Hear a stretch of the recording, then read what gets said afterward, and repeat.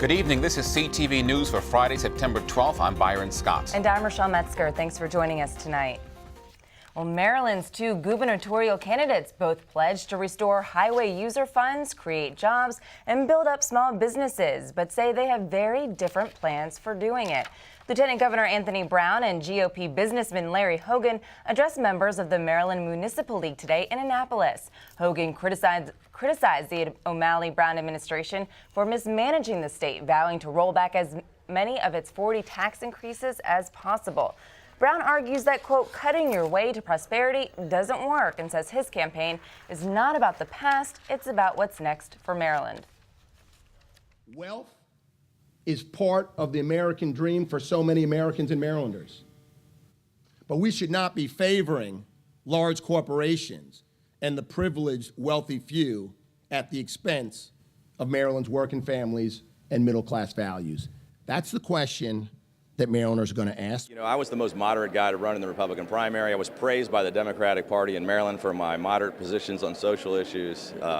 He's now trying to paint me as something I'm not, and quite frankly, his ads are blatantly false. I think most people are really fed up with that kind of campaigning. They're tired of politics and politicians, and that's really why I'm running, because I think we need... The league put on the candidate forum as part of its annual fall conference. The nonprofit is a nonpartisan association of more than 150 city and town governments.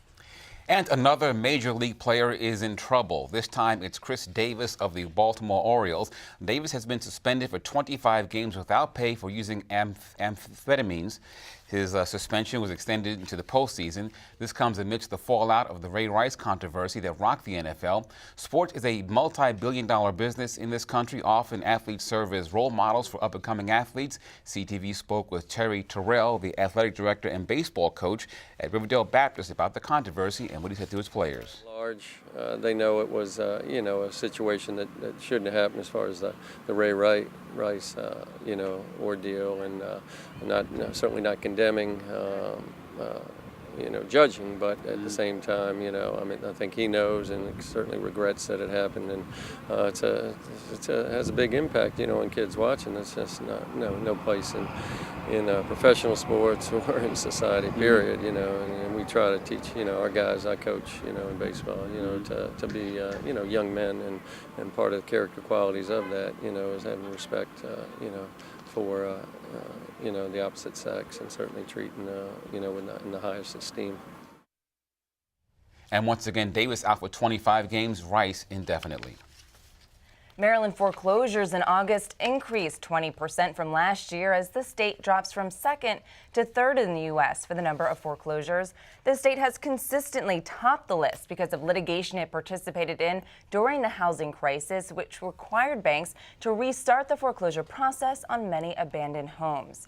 But even though Maryland's rates are high, it's not as bad as the top two states, Colorado and Oregon. Well, concern increases with each passing day in the case of the missing Montgomery County mother and her children. Catherine Hoggle, who suffers from schizophrenia, was last seen Tuesday morning. Now, this is surveillance video of the 27-year-old in a Germantown restaurant. Police also searching for her children, Sarah and Jacob. Now, authorities have been looking areas where the mother has recently been visited. And those searches are planned for today. Anyone with any information is asked to call police. And you're watching CTV News. I'm Byron Scott. And I'm Rochelle Metzger.